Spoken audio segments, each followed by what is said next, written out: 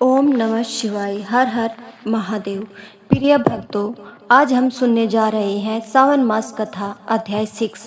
प्रिय भक्तों, आज की यह कथा केवल एक साधारण कथा नहीं है। मान्यता है कि सावन मास की इस कथा को जो भक्त श्रद्धा, विश्वास और धैर्य के साथ अंत तक सुनता है, उस पर भगवान शिव और माता पार्वती की विशेष कृपा बरसती है। जीवन में आने वाली अनेक बाधाएं धीरे धीरे दूर होने लगती है और मन में भक्ति, शांति और सकारात्मकता का संचार होता है।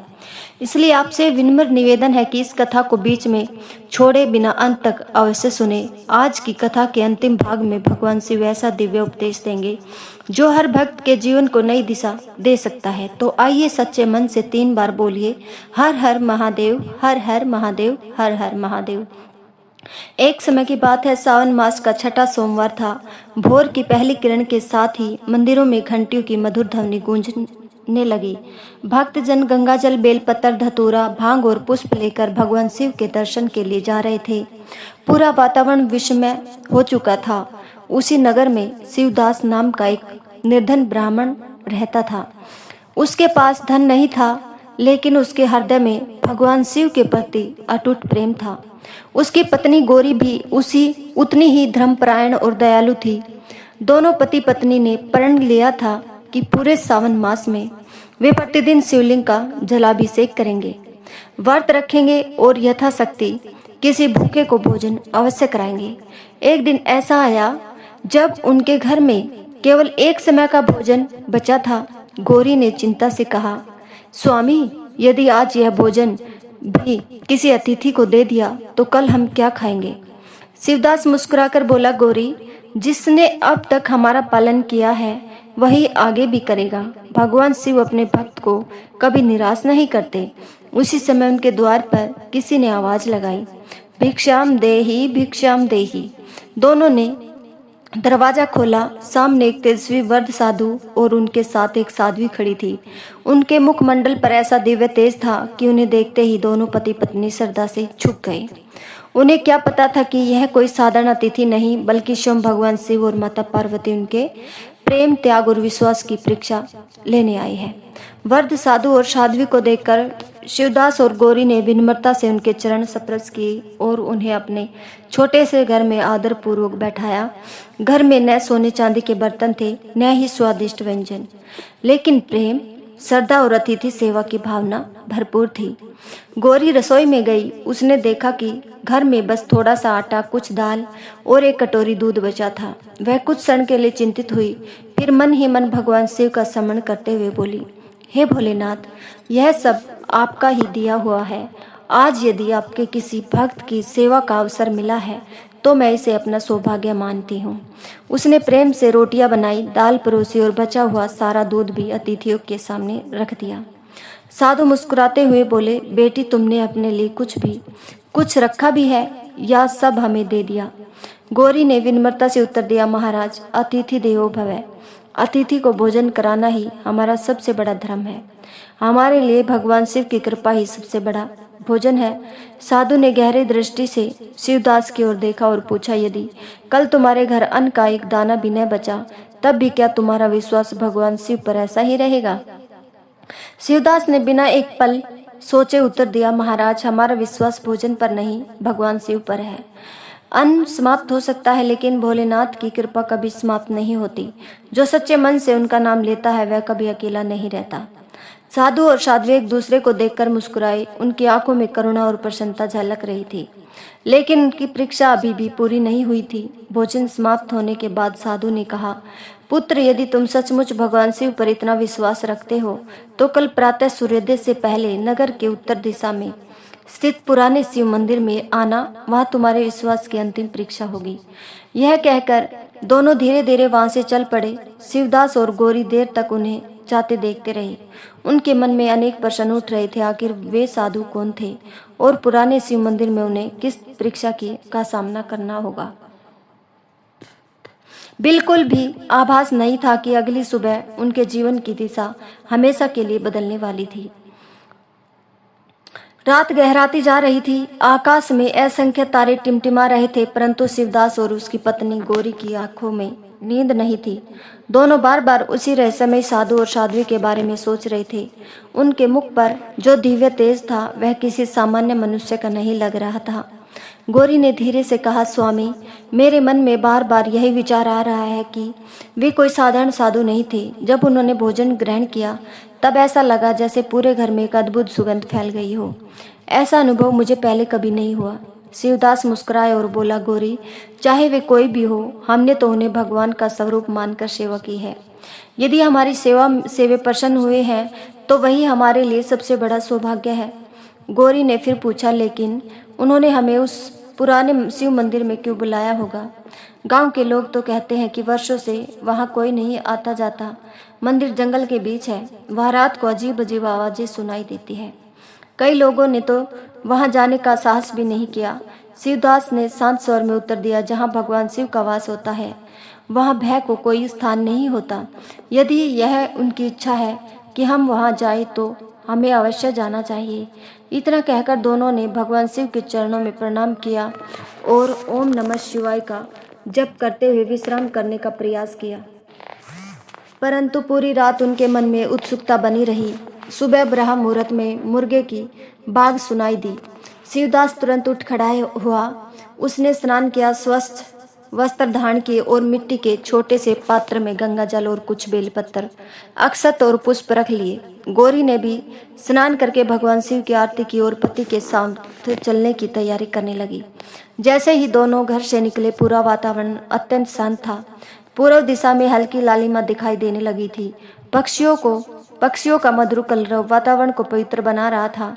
रास्ते में कई लोग मंदिरों की ओर जा रहे थे, लेकिन कोई भी उस पुराने शिव मंदिर की दिशा में नहीं बढ़ रहा था। गांव के बाहर पहुंचते ही उन्हें एक वृद्ध व्यक्ति मिला। उसने आश्चर्य से पूछा, बेटा, इतनी सुबह जंगल की ओर कहाँ जा रही हो? शिवदास ने विनम्रता से उत्तर दिया, बाबा, पुराने शिव मंदिर के दर्शन करने जा रहे हैं। यह सुनते ही वृद्ध का चेहरा गंभीर हो गया। उसने कहा, वहां मत जाओ, वर्षों से वहां कोई नहीं जाता। कहते हैं कि वहां रात दिन रहस्यमय घटनाएं होती है। जो भी बिना बुलावे वहां गया वह भयभीत होकर लौट आया। गौरी ने एक क्षण के लिए शिवदास की ओर देखा। उसके मन में हल्का सा डर उत्पन्न हुआ, लेकिन अगले ही पल उसने भगवान शिव का स्मरण किया। शिवदास ने मुस्कुराकर कहा, बाबा, जहाँ भगवान शिव विराजमान हो वहाँ उनके भक्त को किसी भय की आवश्यकता नहीं। यदि उन्होंने हमें बुलाया है तो उनकी कृपा भी हमारे साथ होगी। वृद्ध ने उनकी श्रद्धा देखकर आशीर्वाद दिया और बोला, जाओ पुत्र, भगवान भोलेनाथ तुम्हारी रक्षा करे। दोनों आगे बढ़ते गए। जंगल घना होता जा रहा था। ऊंचे ऊंचे वृक्षों के कारण सूर्य की किरणें भी मुश्किल से धरती पर पहुंच रही थी। चारों ओर गहरी नीरवता थी। केवल पत्तों की सरसराहट और पक्षियों की आवाजें सुनाई दे रही थी। कुछ दूर चलने के बाद उन्हें एक टूटा फूटा पत्थर का द्वार दिखाई दिया। उस पर बेल की लताएं लिपटी हुई थी। द्वार के ऊपर धुंधले अक्षरों में लिखा था, श्री प्राचीन महादेव मंदिर। शिवदास और गौरी ने श्रद्धा से सिर झुका लिया। जैसे ही उन्होंने मंदिर की पहली सीढ़ी पर कदम रखा, अचानक पूरे वातावरण में मंदिर की घंटियां अपने आप बजने लगी। दोनों आश्चर्यचकित रह गए। मंदिर के भीतर से एक दिव्य प्रकाश निकलने लगा। ऐसा प्रतीत हो रहा था मानो कोई अदृश्य शक्ति उनका स्वागत कर रही हो।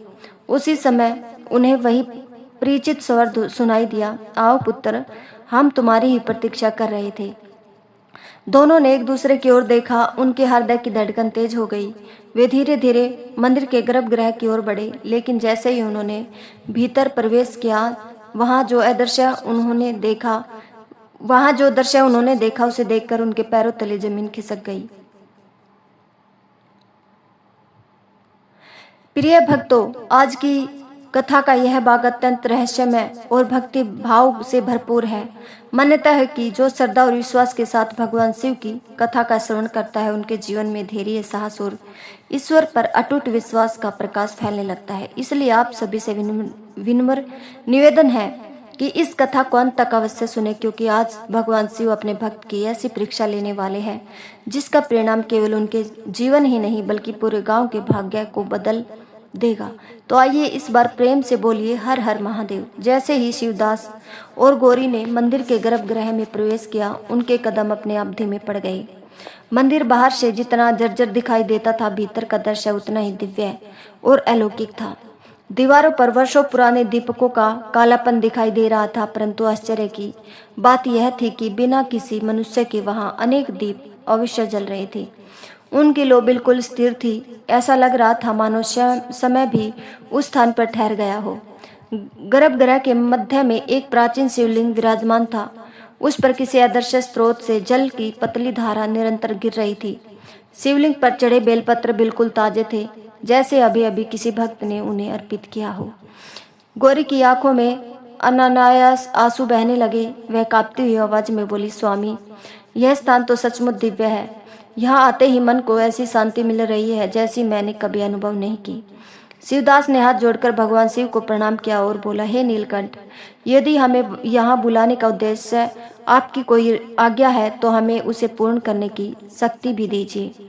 उसी क्षण मंदिर के भीतर वहीं गंभीर स्वर गूंजा, पुत्र, तुम्हारा विश्वास ही तुम्हारी सबसे बड़ी शक्ति है। दोनों ने चारों ओर देखा, पर वहां कोई दिखाई नहीं दिया। कुछ क्षण बाद वही वृद्ध साधु धीरे धीरे अंधकार से निकलकर उनके सामने आ खड़े हुए। उनके चेहरे का तेज पहले से अधिक बढ़ गया था। साधु मुस्कुराए और बोले, शिवदास, तुमने भूखे रहकर भी अतिथि की सेवा की। तुमने अभाव में भी भगवान पर विश्वास नहीं छोड़ा। लेकिन जो भक्त बड़ी कृपा चाहता है उसे बड़ी परीक्षा भी देनी पड़ती है। शिवदास ने तुरंत उत्तर दिया, महाराज, यदि यह परीक्षा भगवान शिव की इच्छा से है तो मैं उसे सहसर स्वीकार करता हूँ। साधु ने मंदिर के एक कोने की ओर संकेत किया। वहां पत्थरों के बीच एक पुरानी धूल से ढकी हुई लकड़ी की संदूक रखी थी। उन्होंने कहा, उस संदूक को यहाँ ले आओ। शिवदास आगे बढ़ा। उसने संदूक को उठाने का प्रयास किया, पर वह अपनी जगह से हिली तक नहीं। उसने पूरी शक्ति लगा दी, फिर भी संदूक वैसी ही स्थिर रही। साधु मुस्कुराए और बोले, जिस वस्तु को बल से नहीं पाया जा सकता उसे केवल श्रद्धा से पाया जा सकता है।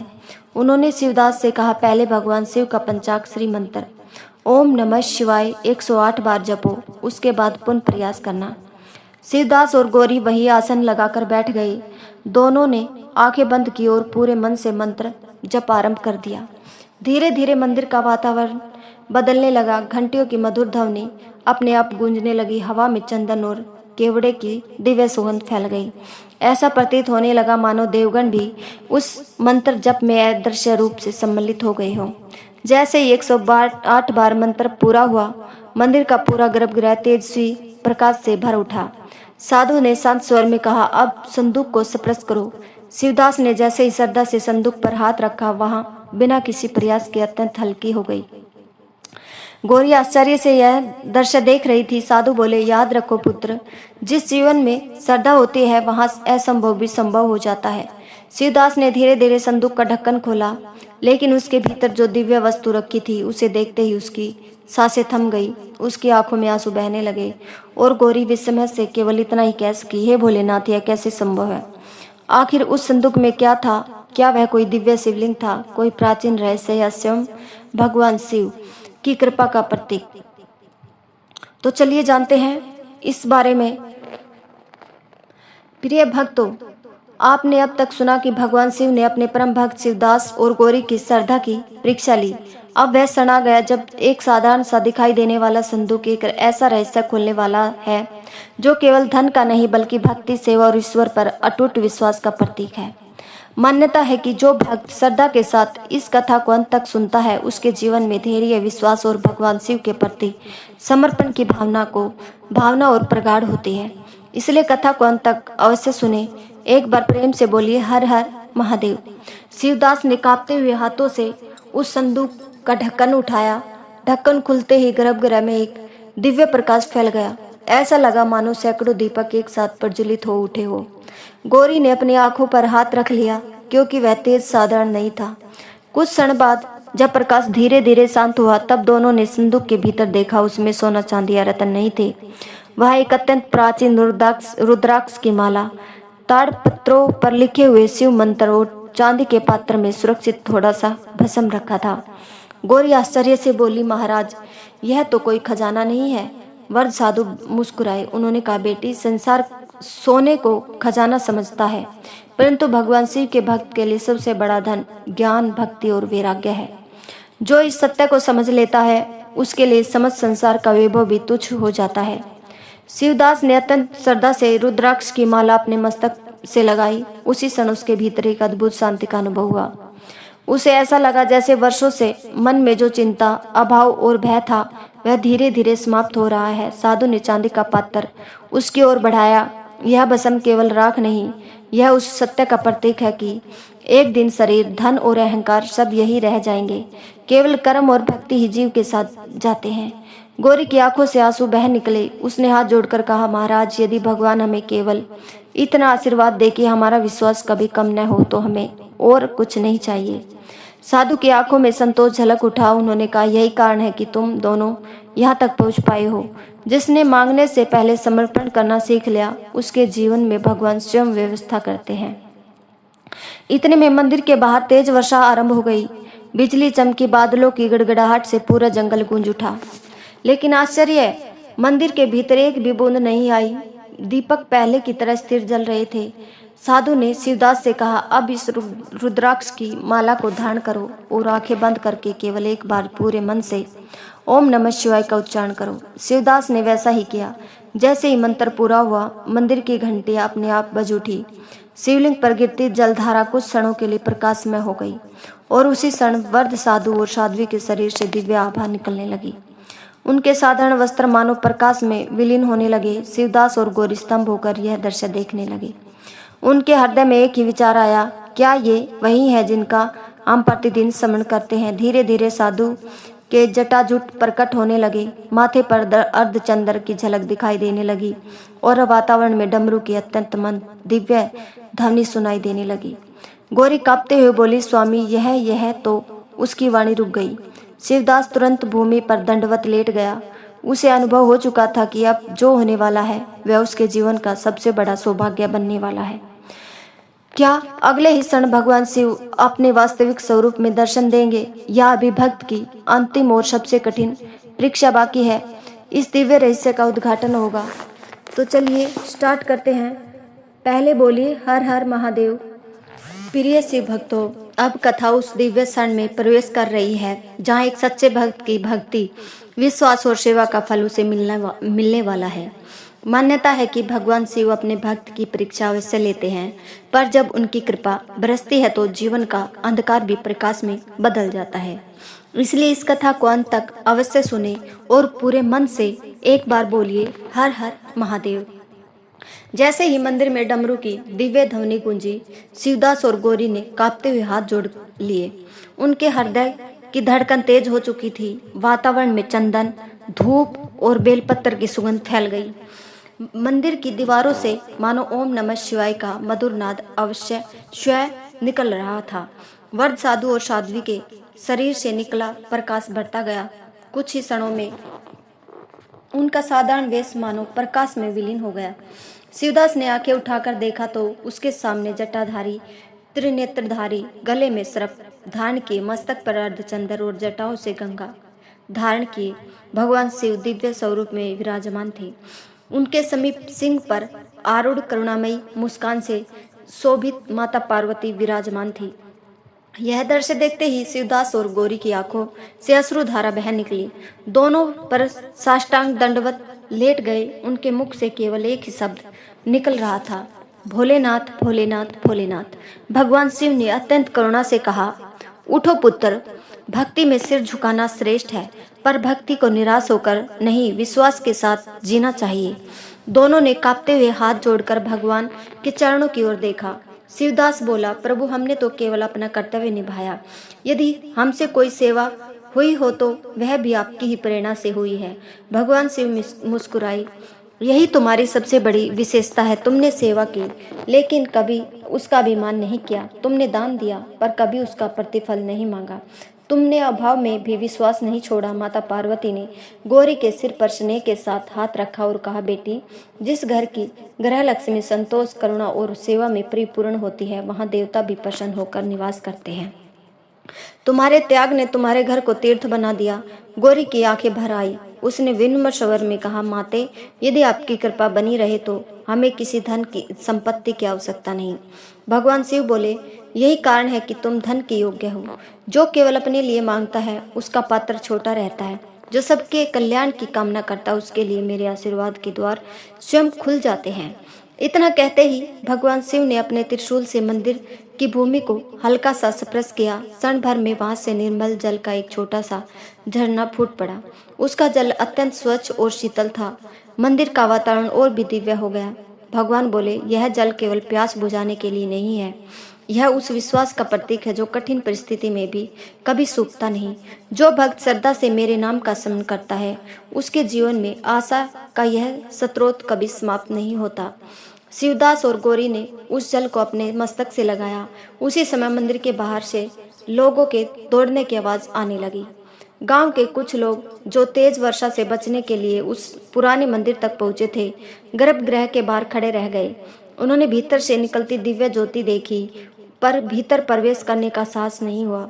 एक वृद्ध ग्रामीण बोला, मैंने अपने जीवन में ऐसा प्रकाश कभी नहीं देखा। अवश्य ही आज यहाँ कोई दिव्य लीला हो रही है। भगवान शिव ने शिवदास की ओर देखकर कहा, पुत्र, आज जो कुछ तुम देख रहे हो वह केवल तुम्हारे लिए नहीं है। समय आने पर तुम्हें इस भक्ति, सेवा और विश्वास का संदेश लोगों तक पहुंचाना होगा। शिवदास ने हाथ जोड़कर कहा, प्रभु, मैं आपकी आज्ञा का पालन अवश्य करूंगा। भगवान शिव ने अपनी करुणामयी दृष्टि दोनों पर डाली और कहा, याद रखो, भक्ति का सबसे बड़ा आभूषण विनम्रता है और सेवा का सबसे बड़ा फल ईश्वर की निकटता। उसी क्षण मंदिर में एक बार फिर घंटियां अपने आप बज उठी। प्रकाश और भी तीव्र हो गया और भगवान शिव ने कहा, अब समय आ गया है कि मैं तुम्हें वह दायित्व सौंपूं जिसके लिए तुम्हें यहाँ बुलाया गया था। यह सुनकर शिवदास और गौरी ने एक दूसरे की ओर देखा। आखिर वह कौन सा दायित्व था? क्या भगवान शिव उन्हें किसी महान कार्य के लिए चुनने वाले थे या अभी भी उनकी अंतिम परीक्षा बाकी थी? प्रिय शिव भक्तों, भगवान अपने भक्त की परीक्षा इसलिए नहीं लेते कि उसे कष्ट दे, बल्कि इसलिए लेते हैं कि उनके भीतर छिपी श्रद्धा, धैर्य और सेवा की शक्ति संसार के सामने प्रकट हो सके। आज की कथा में आप जानेंगे कि जब भगवान स्वयं किसी भक्त को एक विशेष दायित्व सौंपते हैं तो उसके जीवन का उद्देश्य भी बदल जाता है। इसलिए इस कथा को अंत तक अवश्य सुने और पूरी श्रद्धा भाव से एक बार बोलिए, हर हर महादेव। भगवान शिव के श्रीमुख से यह वचन सुनकर शिवदास और गौरी दोनों नतमस्तक हो गए। उनके हृदय में एक साथ उत्सुकता, श्रद्धा और विनम्रता का भाव उमड़ पड़ा। शिवदास ने हाथ जोड़कर कहा, प्रभु, मैं एक साधारण ब्राह्मण हूँ। मेरे पास न धन है, न बल, न विद्या का अभिमान। यदि आप मुझे कोई दायित्व देना चाहते हैं तो पहले मुझे उसे निभाने की शक्ति भी प्रदान करें। भगवान शिव मंद मंद मुस्कुराए, पुत्र, संसार में सबसे बड़ा धन बल, धन या शस्त्र का नहीं बल्कि सत्य, सेवा और विश्वास का होता है। जिस व्यक्ति के हृदय में ये तीनों गुण बस जाते हैं उसे कोई भी कठिनाई पराजित नहीं कर सकती। माता पार्वती ने गौरी की ओर स्नेह से देखते हुए कहा, बेटी, जिस घर में संतोष रहता है वहाँ लक्ष्मी बिना बुलाए भी आती है, लेकिन जिस घर में अहंकार प्रवेश कर जाता है वहाँ से सुख धीरे धीरे विदा हो जाता है। तुम दोनों अपने जीवन में कभी अभिमान मत आने देना। दोनों ने एक स्वर में कहा, जैसी आपकी आज्ञा माता। उसी समय भगवान शिव ने अपने कर कमलों से रुद्राक्ष की वही दिव्य माला उठाई जो संदूक में रखी थी। उन्होंने वह माला शिवदास के गले में पहनाते हुए कहा, आज से यह केवल माला नहीं बल्कि एक उत्तरदायित्व है। जब भी तुम्हारे मन में भय, संशय या निराशा आई, इस पर हाथ रखकर ओम नमः शिवाय का स्मरण करना। मैं सदैव तुम्हारे साथ रहूंगा। जैसे ही माला शिवदास के गले में पड़ी, उसके शरीर में एक अद्भुत ऊर्जा का संचार होने लगा। उसे लगा जैसे ही उसके भीतर का भय समाप्त हो गया हो और मन पूर्णतः शांत हो गया। भगवान शिव ने आगे कहा, अब मेरी बात ध्यान से सुनो। तुम्हारे गांव में केवल धन की कमी नहीं है, वहाँ लोगों के हृदय में से विश्वास, करुणा और एक दूसरे की सहायता करने की भावना भी कम होती जा रही है। जब उनसे केवल अपने सुख के बारे में सोचने लगता है तब समाज में दुख बढ़ने लगता है। शिवदास ध्यानपूर्वक भगवान की वाणी सुन रहा था। पुत्र, तुम्हारा पहला कार्य यह है कि इस पुराने मंदिर को फिर से जीवित करो। यहाँ प्रतिदिन दीपक जलाओ, स्वच्छता रखो और आने वाले हर व्यक्ति का प्रेम से स्वागत करो। किसी से उसका धन, जाति या पद मत पूछना। मेरे द्वार पर आने वाला हर व्यक्ति समान है। गौरी ने विनम्र स्वर में पूछा, प्रभु, यदि हमारे पास साधन ही नहीं होंगे तो मंदिर की सेवा कैसे करेंगे? भगवान शिव ने करुणा से कहा, जहाँ निस्वार्थ सेवा होती है वह साधनों की व्यवस्था में स्वयं करता हूँ। तुम केवल पहला कदम बढ़ाओ। इतने में मंदिर के बाहर खड़े ग्रामीणों में से एक छोटा बालक भीतर आ गया। वह बहुत घबराया हुआ था। उसके हाथ में मिट्टी का एक छोटा सा दीपक था जो वर्षा के कारण बुझ चुका था। बालक ने मासूमियत से कहा, बाबा, मेरा दीपक बुझ गया है, क्या भगवान नाराज हो गए? भगवान शिव ने प्रेम भरी दृष्टि से उस बालक को देखा, फिर शिवदास की ओर संकेत करते हुए बोले, पुत्र, इसका दीपक जलाओ। शिवदास ने मंदिर में जल रहे दीप से उस छोटे दीपक को प्रज्वलित कर दिया। भगवान शिव बोले, देखा, एक दीपक से दूसरा दीपक जलाने पर पहले दीपक का प्रकाश कम नहीं होता। इसी प्रकाश जो मनुष्य दूसरों के जीवन में आशा का प्रकाश फैलाता है, उसका अपना प्रकाश कभी कम नहीं होता। यह सुनकर गौरी की आंखें भर आई। मंदिर के बाहर खड़े सभी ग्रामीण भी इस दृश्य को देखकर भाव विभोर हो गए। वे समझ गए कि यह स्थान अब केवल एक पुराना मंदिर नहीं रहा, बल्कि भगवान की कृपा का केंद्र बन चुका है। तभी अचानक मंदिर की छत से एक दिव्य पुष्प धीरे धीरे गिरा और सीधा शिवदास के चरणों के पास आकर ठहर गया। भगवान शिव बोले, यह संकेत है कि तुम्हारा मार्ग कठिन अवश्य होगा, लेकिन मैं हर कदम पर तुम्हारे साथ रहूंगा। इतना कहकर भगवान शिव और माता पार्वती का दिव्य तेज धीरे धीरे और प्रखर होने लगा। मंदिर की घंटियां एक साथ बज उठी, आकाश में बादलों की गर्जना हुई और भगवान शिव ने अंतिम बार शिवदास की ओर देखकर कहा, अब समय आ गया है कि संसार के बीच रहकर मेरी शिक्षा को अपने आचरण से सिद्ध करो। अगले ही क्षण पूरा गर्भगृह दिव्य प्रकाश से भर गया। शिवदास और गौरी ने अपनी आंखें बंद कर ली। जब उन्होंने पुनः आंखें खोली तो सामने का दृश्य देखकर वे स्तब्ध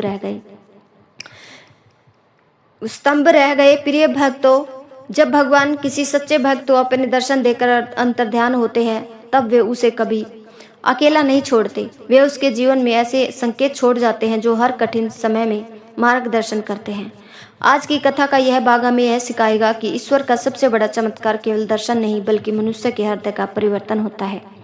इसलिए कथा को अंत तक अवश्य सुने और पूरे श्रद्धा भाव से एक बार बोलिए, हर हर महादेव। जैसे ही शिवदास और गौरी ने अपनी आंखें खोली, गर्भगृह में फैला दिव्य प्रकाश धीरे धीरे सामान्य होने लगा। भगवान शिव और माता पार्वती का दिव्य स्वरूप अप्रत्यक्ष दिखाई दे रहा था, परंतु वहां ऐसा अद्भुत शांत वातावरण था कि दोनों को लग रहा था मानो भोलेनाथ अभी भी वही विराजमान हो। दोनों ने कांपते हुए हाथ जोड़कर शिवलिंग को प्रणाम किया। उनके हृदय में न कोई भय था, न कोई संशय, केवल गहरा विश्वास था। शिवदास ने देखा कि जहां भगवान शिव खड़े थे, वहां भूमि पर त्रिशूल का एक चमकता हुआ चिन्ह अंकित था। उसके पास वही रुद्राक्ष की माला, चांदी का पात्र और ताड़पत्र सुरक्षित रखे थे। गौरी ने भाव विभोर होकर कहा, स्वामी, यह सब कोई स्वप्न नहीं था, प्रभु सचमुच हमारे बीच आए थे। शिवदास ने उत्तर दिया, हाँ गौरी, आज हमारा जीवन धन्य हो गया। अब हमें केवल अपने लिए नहीं, बल्कि गांव और समाज के लिए जीना होगा। उसी समय बाहर खड़े ग्रामीण धीरे धीरे मंदिर के भीतर आने लगे। सभी के चेहरों पर आश्चर्य और भक्ति का भाव था। गांव के मुखिया ने विनम्र स्वर में पूछा, शिवदास, अभी कुछ समय पहले हमने मंदिर से अद्भुत प्रकाश निकलते देखा, क्या सचमुच यहाँ कोई दिव्य घटना हुई है? शिवदास ने कुछ क्षण मौन रहा। उसे भगवान शिव के शब्द याद आए, अपने आचरण से मेरी शिक्षा को सिद्ध करना। उसने मुस्कुराकर कहा, भाइयों, भगवान शिव की कृपा उस पर अवश्य होती है जो सेवा, सत्य और श्रद्धा का मार्ग अपनाता है। यदि हम सब मिलकर इस मंदिर की सेवा करें तो यह स्थान फिर से पूरे गांव के लिए आशा का केंद्र बन सकता है।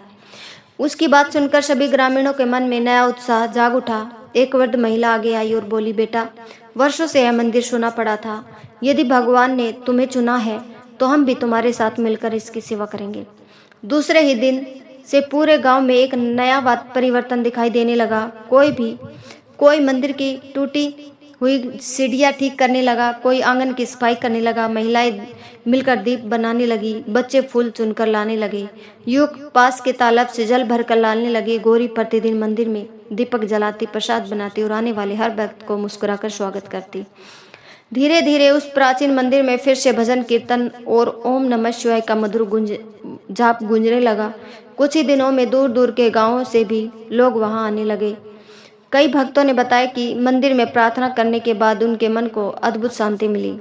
किसी के घर का झगड़ा समाप्त हो गया, किसी को निराशा से बाहर निकलने की शक्ति मिली, किसी ने वर्षों बाद अपने परिवार में प्रेम लौटता हुआ महसूस किया। शिवदास हर बार यही कहता, यह मेरा नहीं, भगवान शिव की कृपा का फल है। उसने कभी अपने चमत्कार का प्रचार नहीं किया। उसे याद था कि भगवान ने विनम्रता को ही सबसे बड़ी भक्ति बताया है। एक दिन संध्या आरती के समय वही छोटा बालक जिसका दीप पहले बुझ गया था, दौड़ता हुआ मंदिर में आया। उसके हाथ में इस बार एक नहीं बल्कि 10 छोटे दीपक थे। वह हंसते हुए बोला, बाबा, आज मैं अपने दोस्तों के लिए भी दीपक लाए हूँ। आपने कहा था न कि एक दीपक से दूसरा दीपक जलाने से प्रकाश कम नहीं होता। यह सुनकर शिवदास की आंखें भर आई। उसे लगा कि भगवान शिव की शिक्षा अब केवल उसके हृदय में नहीं बल्कि पूरे गांव में फैलने लगी है। तभी मंदिर के शिखर पर बैठा एक सफेद कबूतर उड़ान भरते हुए आकाश की ओर चला गया। उसी क्षण मंदिर की घंटी बिना किसी के स्पर्श के एक बार स्वयं बज उठी। शिवदास ने मन ही मन समझ लिया, भोलेनाथ जी आज भी अपने भक्त पर कृपा दृष्टि बनाए हुए हैं। लेकिन उसी रात गांव की सीमा पर एक अनजान यात्री पहुंचा। उसके चेहरे पर गहरी चिंता थी और उसके हाथ में एक ऐसा रहस्य पात्र था जिसने अपने आने वाले दिनों में पूरे गांव की श्रद्धा की एक और परीक्षा लेने वाली थी। रात का समय था, वर्षा थम चुकी थी, लेकिन बादलों की हल्की गड़गड़ाहट अभी भी दूर दूर तक सुनाई दे रही थी। मंदिर में संध्या आरती समाप्त हो चुकी थी। दीपकों की शांत लो पूरे गर्भगृह को प्रकाशित कर रही थी। शिवदास और गौरी मंदिर के द्वार बंद करने ही वाले थे कि उन्हें बाहर किसी के कदमों की आहट सुनाई दी। उन्होंने बाहर आकर देखा, एक वृद्ध यात्री जिसके कपड़े भीगे हुए थे, हाथ में एक मिट्टी का पात्र लिए धीरे धीरे मंदिर की ओर बढ़ रहा था। उसके चेहरे पर थकान भी थी और चिंता भी। शिवदास आगे तुरंत बढ़ा। आइए बाबा, पहले विश्राम कीजिए। यात्री ने थके हुए स्वर में कहा, पुत्र, मैं 3 दिनों से यात्रा कर रहा हूँ। कई मंदिरों में गया, कई लोगों ने से मिला, पर किसी ने मेरी बात पर विश्वास नहीं किया। किसी ने मेरा पात्र खोलकर देखने का साहस नहीं किया। गौरी ने विनम्रता से उन्हें आसन दिया, जल पिलाया और थोड़ा सा प्रसाद सामने रख दिया। कुछ देर बाद यात्री ने अपने हाथ में रखा मिट्टी का पात्र शिवदास के सामने रख दिया। इसे खोलो। शिवदास ने धीरे से पात्र खोला। अंदर केवल थोड़ी सी भस्म थी। शिवदास ने आश्चर्य से कहा, बाबा, इसमें तो केवल भस्म है। वृद्ध मुस्कुराया। यही देखने के लिए मैं गांव गांव घूम रहा हूँ कि कौन व्यक्ति भस्म में भी भगवान का संदेश देखता है और कौन केवल सोना चांदी खोजता है। शिवदास ने तुरंत दोनों हाथ जोड़ लिए। भस्म हमें याद दिलाती है कि यह शरीर नश्वर है। धन, वैभव और अहंकार सब यही रह जाते हैं। केवल भगवान का नाम और हमारे कर्म साथ चलते हैं। यह सुनते ही वृद्ध की आंखों में संतोष झलक उठा। उन्होंने कहा, पुत्र, तुम्हारा उत्तर बिल्कुल वही है जिसकी मुझे प्रतीक्षा थी। उसी समय मंदिर के बाहर तेज हवा चलने लगी। दीपक की लो डगमगाई पर बुझी नहीं। वृद्ध ने कहा, देखो, यही सच्ची भक्ति है। आंधियां आएंगी, कठिनाइयां आएंगी, लोग तुम्हारी परीक्षा लेंगे, लेकिन यदि विश्वास की लो जलती रहे तो जीवन का अंधकार कभी स्थायी नहीं होता। इतने में गांव के कुछ लोग भी वहां आ पहुंचे। उन्होंने वृद्ध को प्रणाम किया। एक युवक बोला, बाबा, अब तो हमारा गांव बहुत प्रसिद्ध हो गया। दूर दूर से लोग यहाँ आ रहे हैं। वृद्ध ने गंभीर होकर कहा, यही समय सबसे अधिक सावधान रहने का है। प्रसिद्धि यदि विनम्रता के साथ रहे तो वह सेवा बन जाती है, लेकिन यदि उसके साथ अहंकार आ जाए तो वही पतन का कारण बनती है। शिवदास ने सिर झुका लिया। उसे भगवान शिव के शब्द याद आ गए, भक्ति का सबसे बड़ा आभूषण विनम्रता है। रात गहरी होती गई। यात्री मंदिर के एक कोने में बैठकर ओम नमः शिवाय का जप करने लगा। धीरे धीरे उसकी आवाज इतनी मधुर हो गई कि पूरे मंदिर का वातावरण विस्मय हो उठा। कुछ समय बाद शिवदास की आंख लग गई। सपन में उसने देखा, भगवान शिव कैलाश पर विराजमान है। माता पार्वती मुस्कुरा रही है। भगवान बोले, पुत्र, अंतिम परीक्षा अब निकट है। शिवदास ने पूछा, प्रभु, अब कौन सी परीक्षा? भगवान शिव ने उत्तर दिया, जब तुम्हें अपने और दूसरों के सुख में से किसी एक को चुनना पड़े, तब तुम्हारा निर्णय ही बताएगा कि तुम्हारी भक्ति कितनी सच्ची है। इतना कहते ही सौपन समाप्त हो गया। सुबह होते ही शिवदास की आंख खुली, लेकिन उसने देखा वह वृद्ध यात्री वहां नहीं था। जहां वह बैठा था वहां केवल 3 ताजे बेलपत्र, थोड़ी सी पवित्र भस्म और एक छोटा सा संदेश रखा था। उस संदेश पर केवल एक पंक्ति लिखी थी, जो दूसरों के लिए जीता है वही वास्तव में भगवान के सबसे निकट होता है। शिवदास ने वह संदेश अपने मस्तक से लगाया। उसे अनुभव हो गया, वह साधारण यात्री नहीं था, वह भी भगवान शिव की एक और दिव्य लीला थी। लेकिन उसी समय मंदिर के बाहर अचानक गांव के लोग घबरा कर दौड़ते हुए आए। उनके चेहरे पर भय साफ दिखाई दे रहा था और उन्होंने हाँफते हुए कहा, शिवदास जल्दी चलो, गांव पर बहुत बड़ा संकट आ गया है। आखिर गांव पर कौन सा संकट आया है? क्या यह भगवान शिव की अंतिम परीक्षा थी? और क्या शिवदास अपने स्वार्थ का त्याग करके पूरे गांव की रक्षा कर पाएगा? सुबह की पहली किरण अभी धरती पर पूरी तरह नहीं उतरी थी। मंदिर के प्रांगण में हल्की हल्की धुंध छाई हुई थी। शिवदास के हाथ में अभी भी वह बेलपत्र और संदेश था जो रहस्यमय यात्री छोड़कर गया था। उसी समय गांव के कई लोग घबराए हुए मंदिर की ओर दौड़ते हुए आए। एक किसान हाँफते हुए बोला, शिवदास जी, हमारी नदी का बांध टूटने वाला है। रात भर की वर्षा से पानी बहुत बढ़ गया है। यदि बांध टूट गया तो पूरा गांव जलमग्न हो जाएगा। खेत, घर, पशु सब कुछ बह जाएगा। यह सुनते ही गौरी के चेहरे का रंग उड़ गया। शिवदास ने क्षण भर के लिए आंखें बंद की। उसने भगवान शिव के सपन में कहे गए शब्द याद आए, जब तुम्हें अपने और दूसरों के सुख में से किसी को चुनना पड़े तब तुम्हारा निर्णय ही तुम्हारी भक्ति की पहचान होगा। उसने तुरंत गांव वालों से कहा, भाइयों घबराइए मत, पहले हम सब भगवान शिव का स्मरण करेंगे, फिर पूरी शक्ति से बांध को बचाने का प्रयास करेंगे। कुछ लोग बोले, केवल प्रार्थना से क्या होगा? शिवदास मुस्कुराया, प्रार्थना हमें शक्ति देती है और शक्ति से कर्म होता है। भगवान उसी की सहायता करते हैं जो स्वयं भी प्रयास करता है। इतना सुनते ही गांव के युवक फावड़े, टोकरी और रस्सियां लेकर दौड़ पड़े। महिलाएं भोजन और पानी की व्यवस्था करने लगी। बुजुर्ग छोटे बच्चों को सुरक्षित स्थान पर ले जाने लगे।